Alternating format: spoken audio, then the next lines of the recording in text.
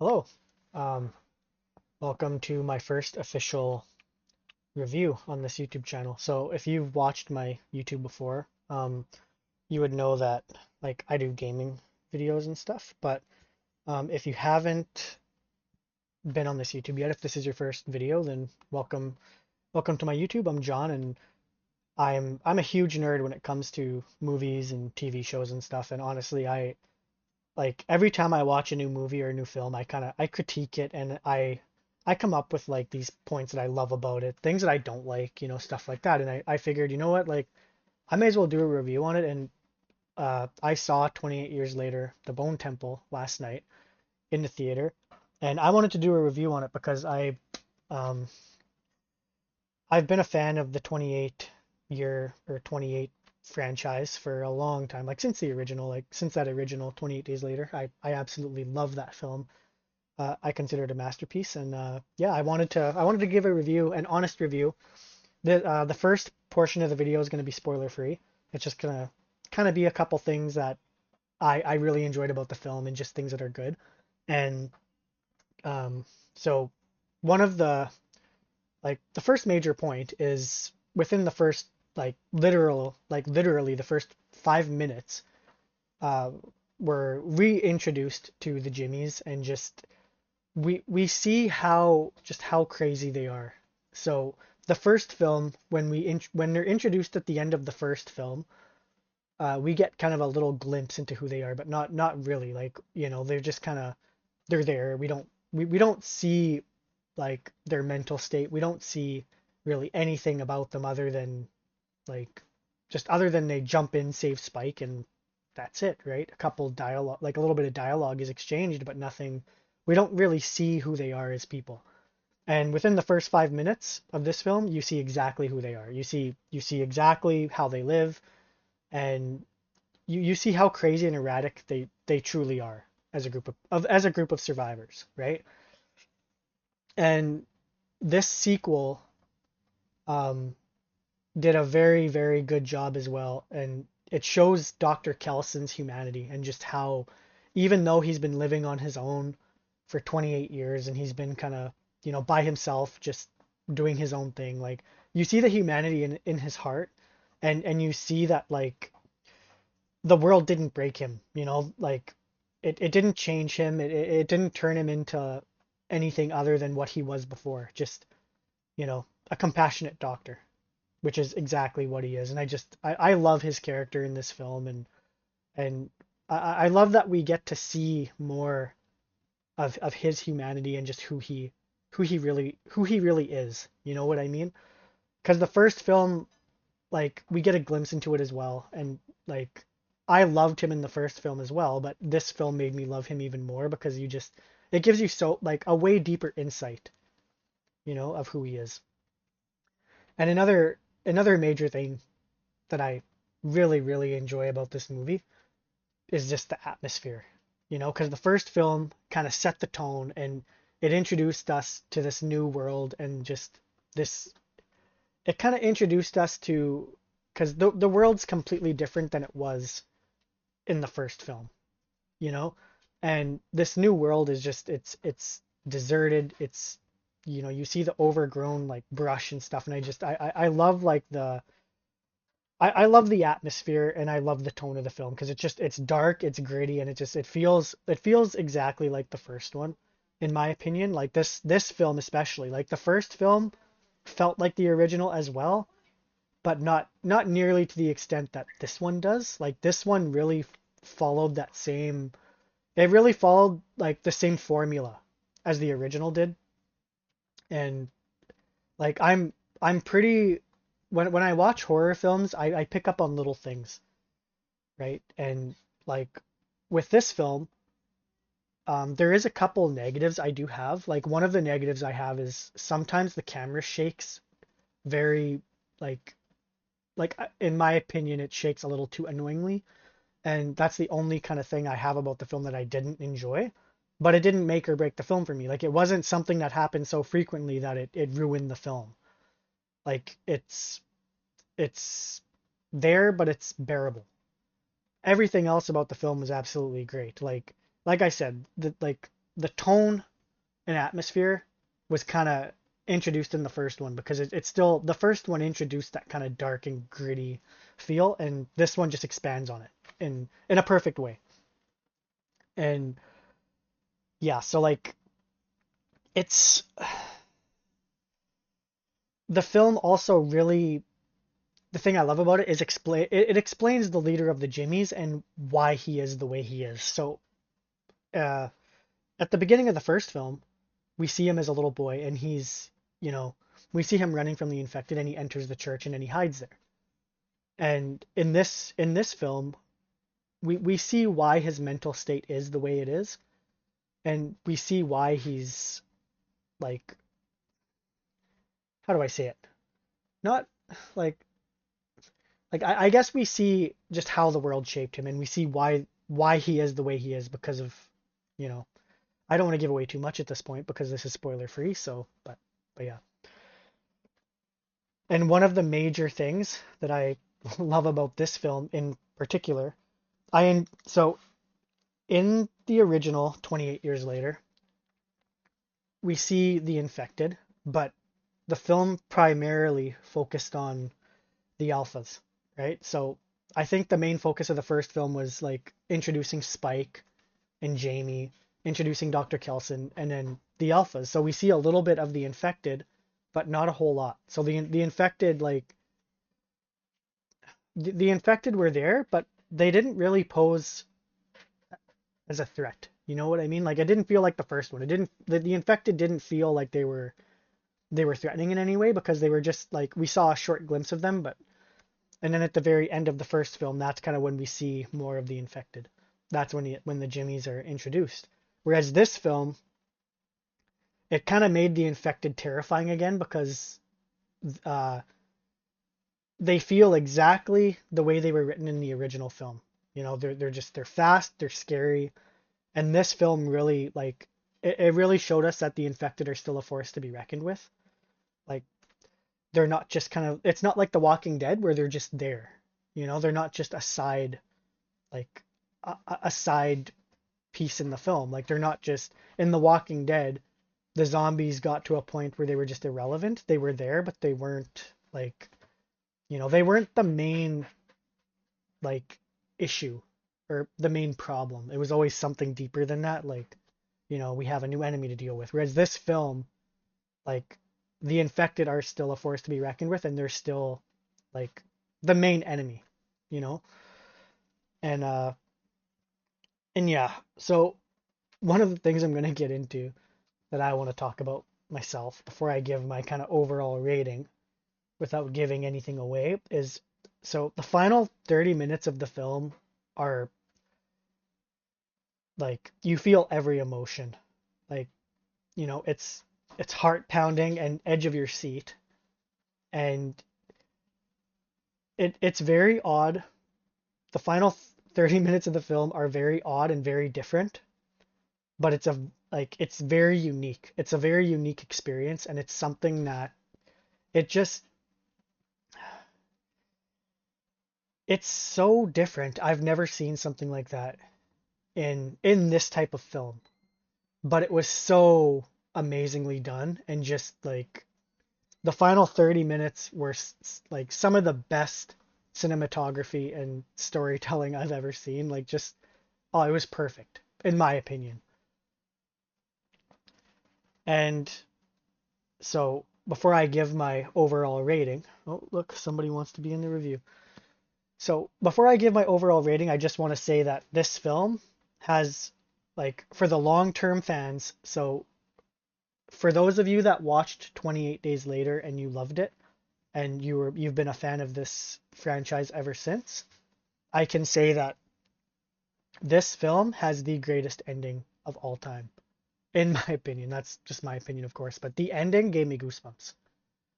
And the soundtrack of the film was great. I absolutely loved the music. I loved the short pieces of music and just the scary ambiance music. Like the soundtrack was amazing, just like the first one. Top tier. And the ending of the film tied it together so perfect. And honestly, I'm at a point now where I'm kind of like, oh, I cannot wait for this third film. Like I'm so I'm so in. Like this film just like oh it just brings you back to the original film, and now I just cannot wait for the third film. Like I'm just so excited. And my overall rating, honestly, I'd give it a solid 10 out of 10. Like I thought this film was perfect. Other than the camera shake, the film was absolutely perfect.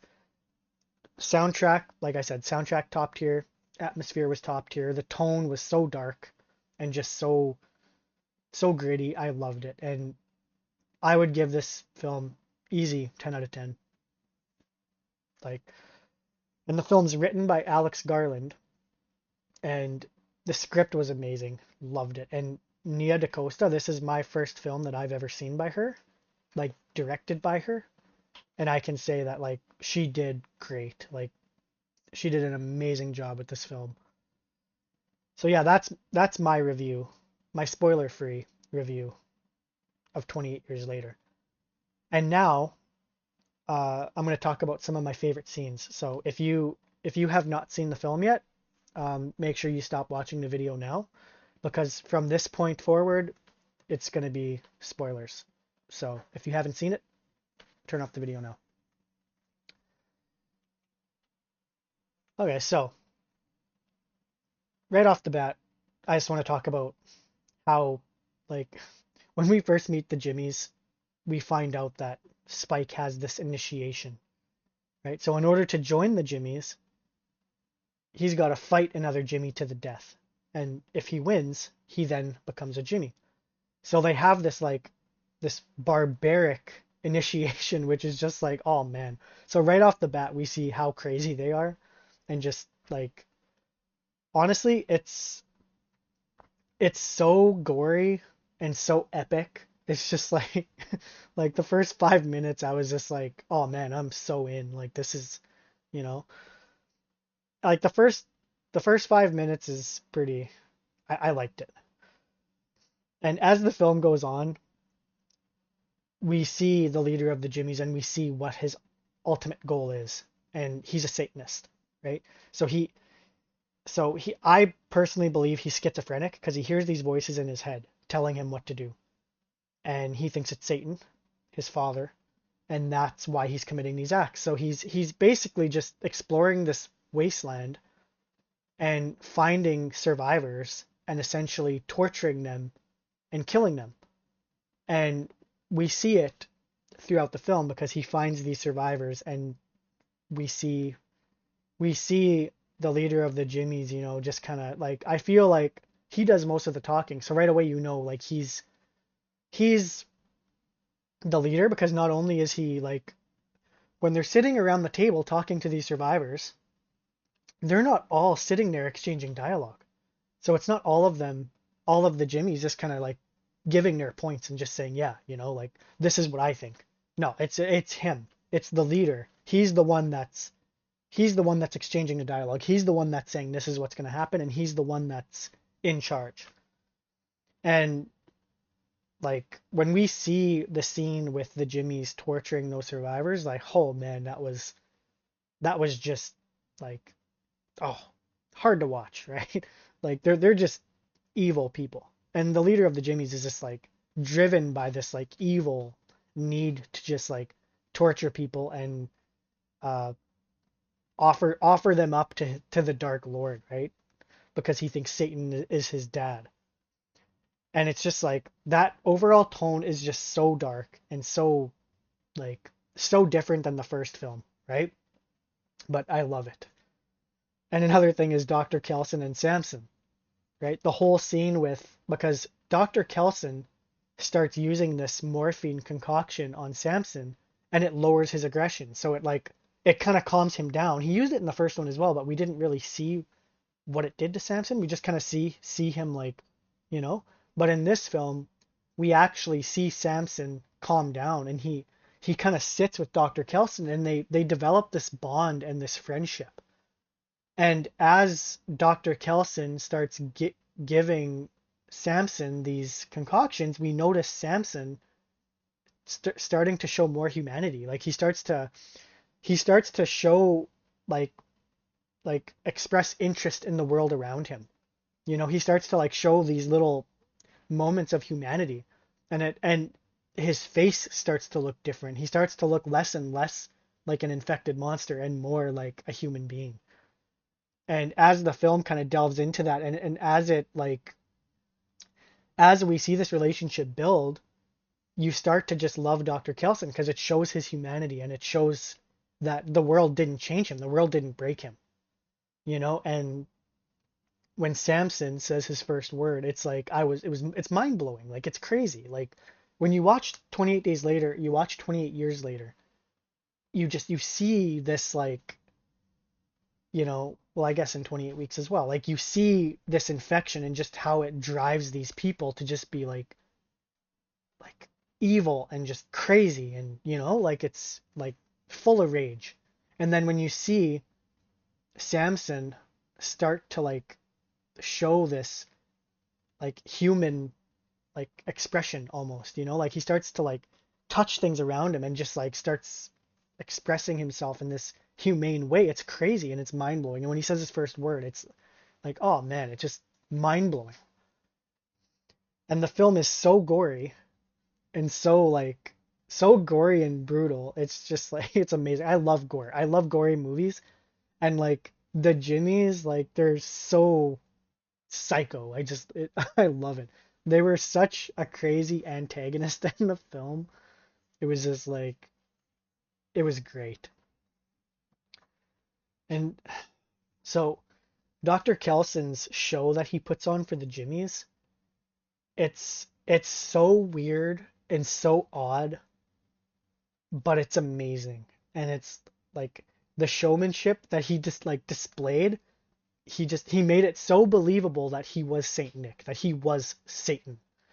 And you go from seeing Dr. Carson as this like compassionate human, you know, as opposed to being like Saint Nick, like this evil looking like being or entity, right? And it just that final show made it so believable that he was actually Saint Nick, and the creativity that he like showed with like the dancing, the singing, and like that the scene when he has the thing on his shoulders and you see all of the like embers flying. It's just like, and the song, like the Iron Maiden song, it was just such a perfect scene, and it was so weird, but it felt so unique that like I couldn't take my eyes off the screen. And from from that point on, so from the moment Dr. Kelson's show begins, it's edge of your seat. It's just like, holy crap, like what's gonna happen, right? And you're like your heart's pounding because these Jimmies are so evil. And the moment Dr. Kelson's show ends, I was like, I was so scared because I was like, what are they gonna do to him? You know? Well, not them, but what is the leader of the Jimmies gonna do to him? Because the moment he recognizes Spike, you know, like Dr. Kelson is not gonna let Spike leave with these people because they're evil, and like he knows they're evil. Like because the leader of the Jimmies explains, you want us to keep going and you want us to keep cleansing the world and keep offering up souls and keep like ripping the skins off of these humans. And like Dr. Kelson sees it. You see the look in his eyes.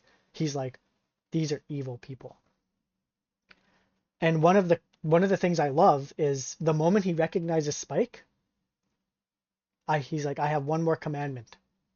And the leader of the Jimmies at that point kind of knows. He's like, no, you don't. No, you don't. He's like, yes, I do.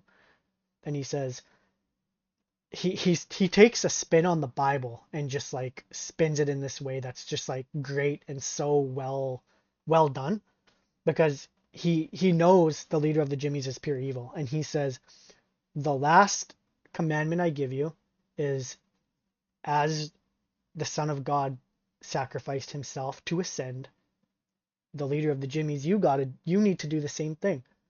And the leader of the Jimmies at that point is like, no, no, and he's, you know, and this fight erupts, and all of a sudden, you know, the leader of the Jimmies, because he needs to, at that point, he needs to prove to his followers like, this isn't Saint Nick, this is all a ploy.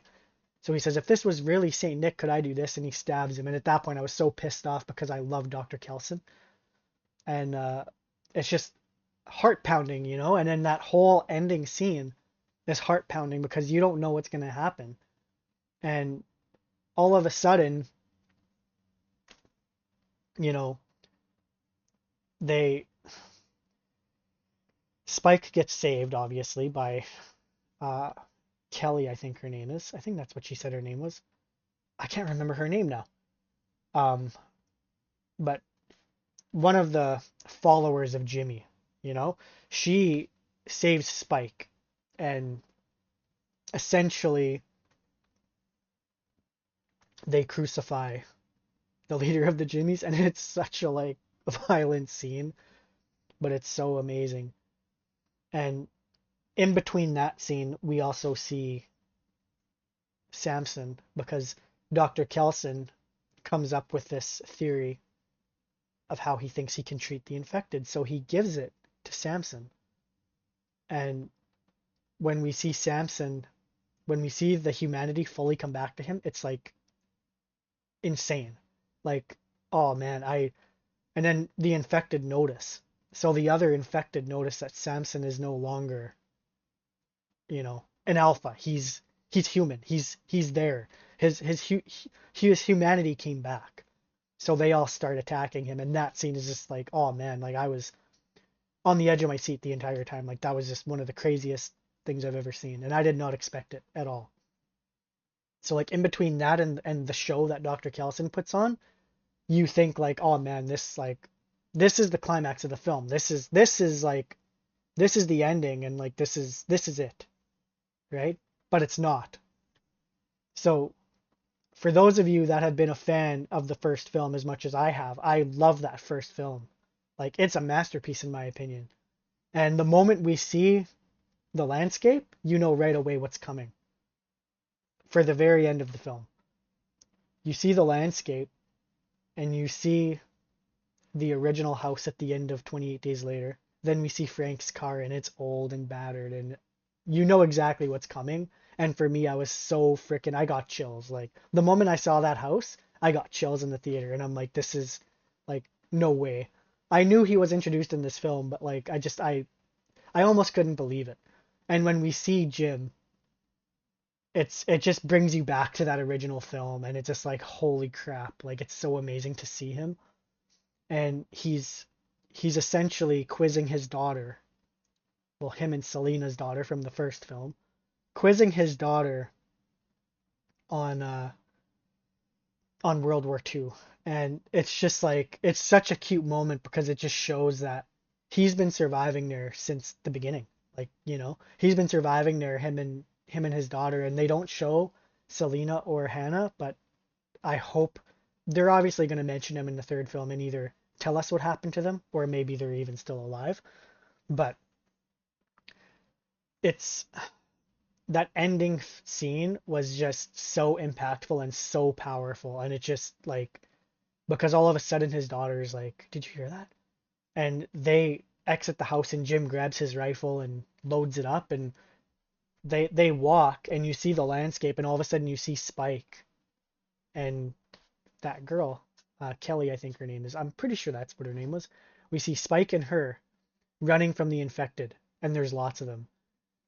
And they play the original song from 28 Days Later, the In a Heartbeat song, and it's just like I got chills even talking about it now. Like it's just I got chills in the theater. And then his daughter asks, "Do we help them?" And then Jim says, "Of course we do." And of course, the moment they're about to enter the scene and save them, it ends. And I'm just like, it's just such an epic ending. And like that ending, in my opinion, is probably the best ending to a horror film ever because it's, 28 years like in the making. You know what I mean? Like it's 20 years in the making since the first film, and it's just tied it together so perfect. And the ending of the film just makes everybody, I imagine, that loved the first film so anxious to see the third. And the third film is greenlit, and it's they greenlit it actually I think with the first couple screenings of 28 Years Later, The Bone Temple, the first few early screenings with the love that it was shown and the love that it got, they greenlit the third film. So I really hope that production starts soon because honestly cannot wait for this third film now because the ending, the soundtrack and the music and just how the way that they wrote it and the way that it was filmed was breathtaking in every way. That's the only word I can use. And it brought me back to that original film. And yeah, so that's kind of my thoughts on 28 Years Later, The Bone Temple. And I mean, there's so much more I could talk about. Like, you know, there's so much more I could talk about, so much more I could get into, but like that's just kind of my review of it and my thoughts on my favorite scenes. And if you enjoyed 28 Days Later, you'll love this film. Even if you didn't enjoy 28 Years Later, like the original 28 Years Later, if you didn't enjoy the first film, I would say try to get over the the dislike of that film that you have and watch this film because this film is amazing in every way. Everything about it was done perfect, and I can't praise the film enough. Like I would give this film a 10 out of 10, honestly. And I don't give 10 out of 10 easily. I'm not the type of person that gives it easily, but this film deserves it. And yeah, so that's my thoughts. So thanks for sticking around. Thanks for listening. And if this is your first time on this channel, make sure you subscribe because I'm going to try to do more movie reviews. This was kind of the first one that I'm doing. And I think the reason I wanted to make this one my first one is because I love this franchise and I loved this film. And I'm going to try to do more reviews of more films that come out. And yeah, I hope you guys enjoyed it. And thanks for sticking around. And I hope you guys subscribe and come back.